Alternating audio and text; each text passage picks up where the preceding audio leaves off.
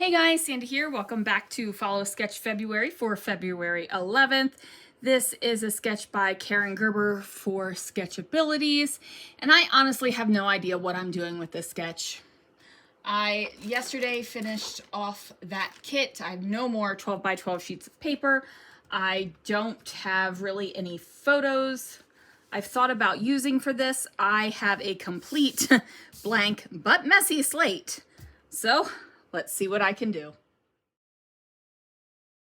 All right, guys, so I am taking a couple of sheets of cardstock, and this orange cardstock right here is actually a Martha Stewart cardstock, and her cardstock has an extremely high branding strip area, right? And when I cut it out, I forgot about that branding strip area because I had turned it over because I wanted the less textured side.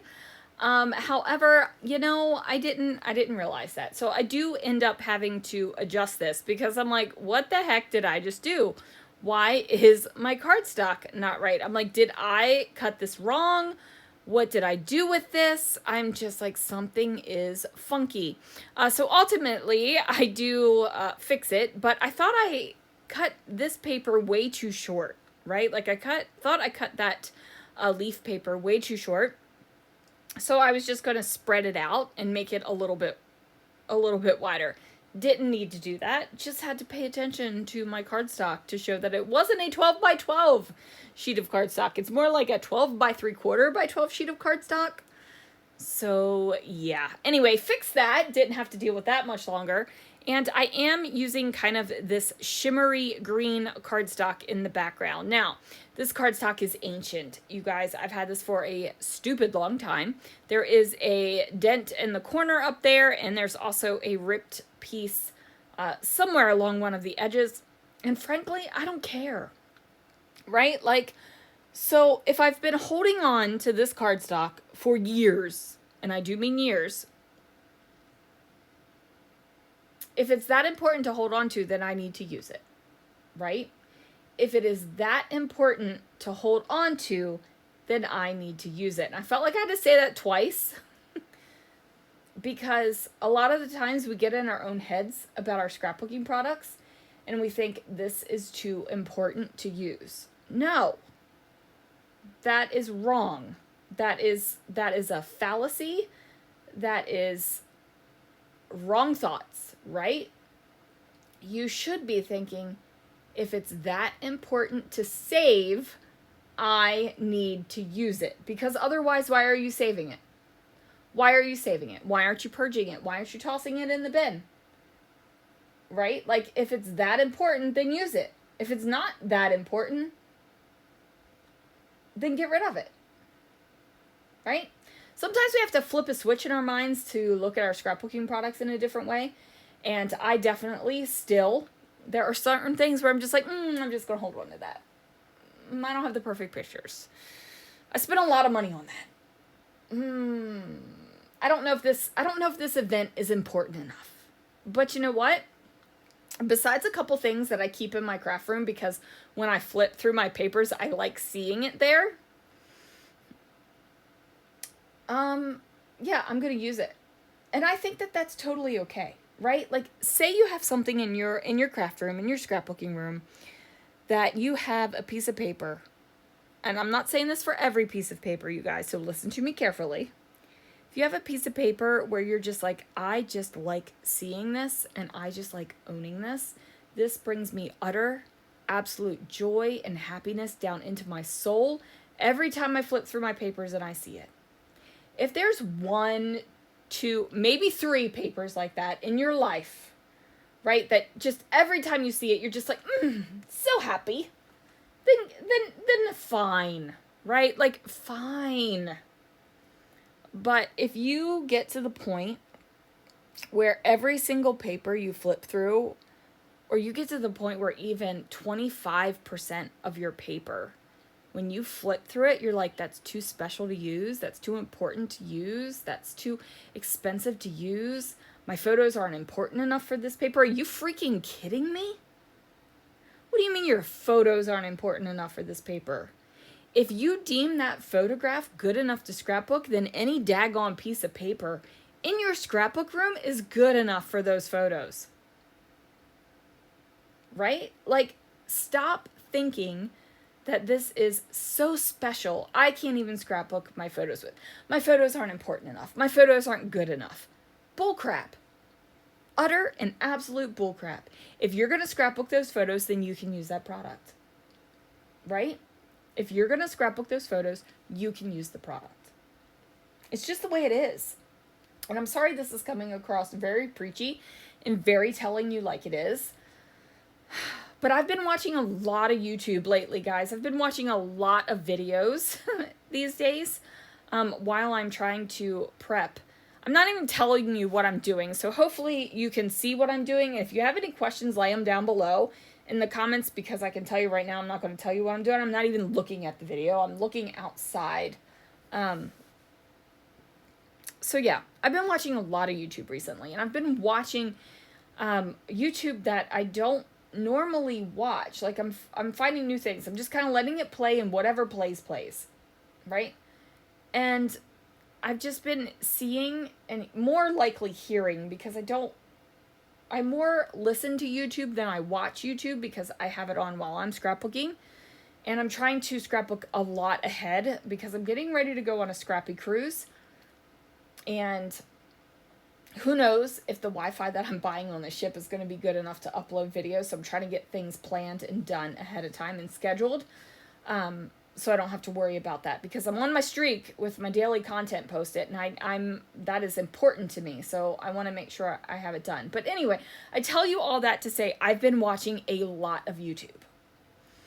And there are creators out there that I really feel are doing the scrapbooking community a disservice, right? Like, it hurts my heart, and way down deep in my soul, I want to fight them. I was talking to my husband about this earlier, and I was like, I know this sounds like a super woo and a little bit out there, but I really want people to understand that they can scrapbook whatever they want, however they want. Right? Like, and I know I am literally telling you to use the stuff. And that might sound contradictory. But when you have YouTubers and content creators and influencers, or whatever label you want to throw on somebody who puts out themselves and their creations online, and they are telling you that you shouldn't use your good paper, or you shouldn't use the paper that you paid over $1 for, or you shouldn't use a whole package of embellishments, or you shouldn't use this, or you shouldn't do that, because it's too special, it's too important. You need to find the exact right photos. You need to find the exact matching paper. You need to find the exact this and the exact that. And if your cardstock is off even just a little bit, it displeases the eye. You know what I say to that? Screw that.